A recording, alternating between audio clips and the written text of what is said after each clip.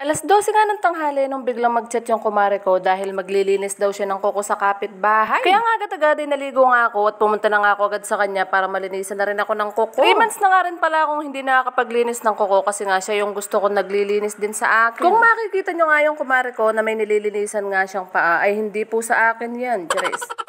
Yung tita ko nga yung nagpapalinis dyan, kaya nag-antay-antay muna nga ako ng very light para nga ako na yung susunod. Bukod nga sa mura yung singil niya sa paglilinis, ay syempre may kasama rin chismis yung mga paglilinis niya ng kuko, Charis.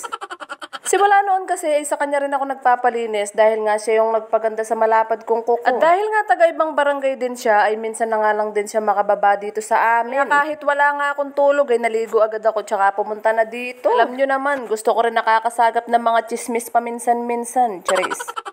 Alam niyo ba, nung nag-uumpisa nga maglinis tong kumare ko, ay hindi pa nga siya ganun kagaling at hindi pa siya ganun karunong. Bilang magkakapit-bahay yung pinagpraktisan niya dati, Diyos ko, kaya nga yung kuko dati ay parang pinupukpok ng martilyo ay namamarder niya, Charis.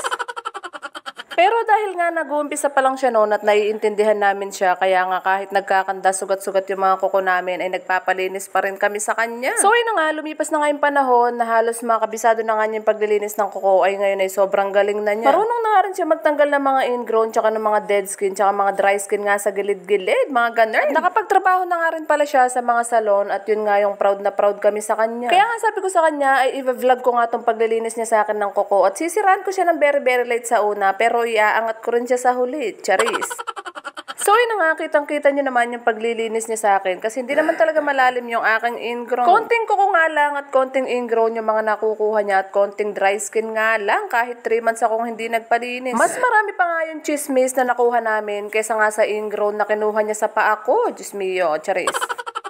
Sa susunod na nga lang tayo magpasalon mga mare dahil wala pa tayong budget for today's video. Okay na nga muna ako dito kay kumare magpalinis dahil mura na, may chismis ka pa, Charis.